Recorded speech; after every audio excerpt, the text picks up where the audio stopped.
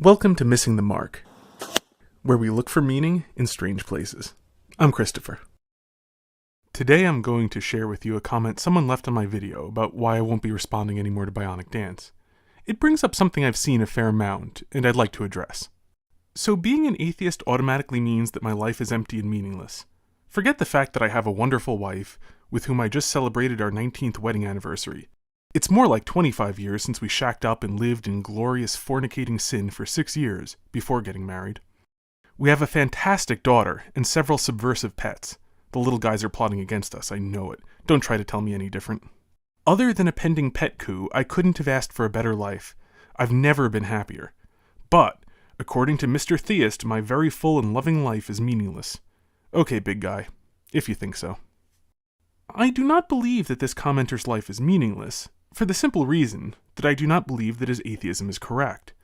The mere fact that he does not believe in God does not, in fact, erase God's existence, even just for him, and so none of the corollaries to God's non-existence apply to him, any more than they apply to a Christian. His life has plenty of meaning. He just has no right to think so.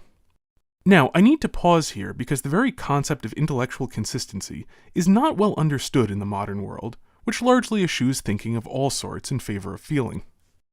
I have no doubt that Mr. Lee feels his life is meaningful, and in fact, I have no quarrel with this. My only quarrel is that Mr. Lee should realize that this feeling is evidence that his atheism is wrong. But of course, like the typical atheist, he has never actually thought about what he says. His atheism seems to consist of nothing more than throwing off all restraint that doesn't appeal to him. I can't read minds, of course, but certainly his celebration of fornication is the only atheistical aspect to how he described his life. Anyway, does anyone doubt that if someone were to describe his wife as a pile of dirt, Mr. Lee would take offense? And yet, given the materialism which is reliably a consequence of his atheism, there is no important distinction between his wife and a pile of dirt, other than mass and the random configuration its subatomic particles happen to be in at present. Of course, and I've heard this many, many times, the standard answer is that it means more to him. But atheists rarely seem to consider the obvious rejoinder. So what? He happens to have some preferences for particular configurations of subatomic particles. What is that to me? And clearly he wants me to recognize this value, or he would never have argued with me in the first place. He clearly wants me to believe that this value is real. And just as a refresher, one of the most workable definitions of reality is that which, when you stop believing in it, doesn't go away. But here's the thing about the value he places on his wife.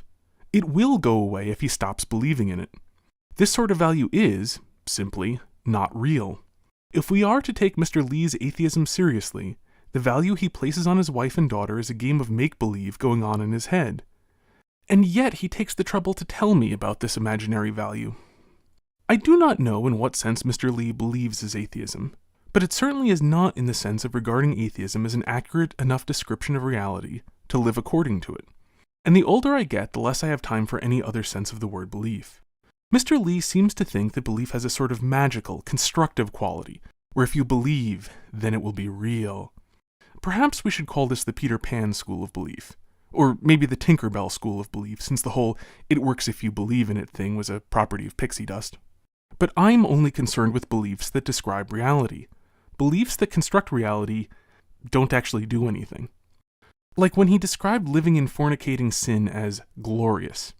Yes, I get that the description of glorious is primarily meant to be defiant, a sort of shorthand for, tell me that it wasn't good, I dare you.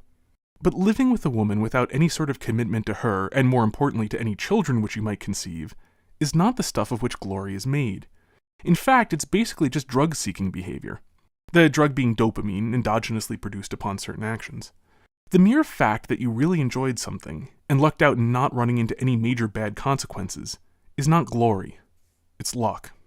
You might as well describe a 6-month heroin bender as glorious. If he got his girlfriend pregnant with their daughter, then walked out to shack up with a hotter woman, that would have been bad. And if there was no chance of that happening, the marriage had already taken place, they just hadn't yet done the paperwork to pay their taxes jointly. But his rhetoric aside, either he was already married in all but name, or he was prepared to treat his girlfriend and potential children very badly, and is asking us to admire him for it. My guess is that he was actually already married in all but name, in which case he wasn't living in sin. he was simply living without documentation. I should note that I side with the Catholic Church in holding that it is the couple who create the marriage, and the officials are merely witnesses. Granted, the officials create the legal status, but the family is prior to government within the natural law. And in any event, Mr. Lee was married for a very long time by official reckoning, which I'd love to hear his explanation for in terms of animal instincts or subatomic particles or anything else which he officially believes in. But if my extensive experience arguing with atheists is a reliable guide, no such explanation will ever be forthcoming. Almost every atheist I've ever talked with has been content to say that such things are obvious, and I'm stupid for questioning them. But an unwillingness to think does not make a man rationally superior. It is, I think, better than overthrowing obvious truths because of a pet theory, but best of all would be to hold on to the obvious truth and consider what it actually means. Internet atheists love to say, "Where's the evidence?" Well, here is some of it. You're so convinced that your life isn't meaningless that no matter how much your theory of the universe categorically states that there is no meaning except what you pretend there is, you will never, ever admit it. You've got the evidence. That's not your problem. You need to learn what the evidence means.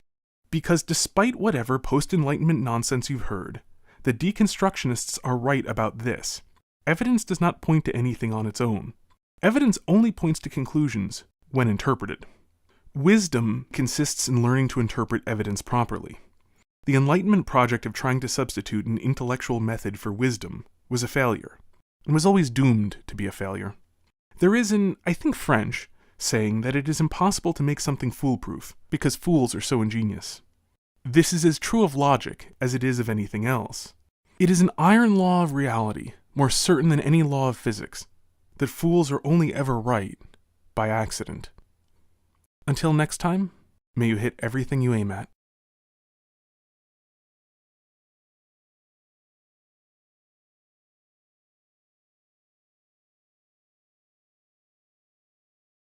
Welcome to Missing the Mark, where we look for meaning in strange places. I'm Christopher. Today I'm going to share with you a comment someone left on my video about why I won't be responding anymore to Bionic Dance. It brings up something I've seen a fair amount, and I'd like to address. So being an atheist automatically means that my life is empty and meaningless. Forget the fact that I have a wonderful wife, with whom I just celebrated our 19th wedding anniversary. It's more like 25 years since we shacked up and lived in glorious fornicating sin for 6 years before getting married. We have a fantastic daughter and several subversive pets. The little guys are plotting against us, I know it. Don't try to tell me any different. Other than a pending pet coup, I couldn't have asked for a better life,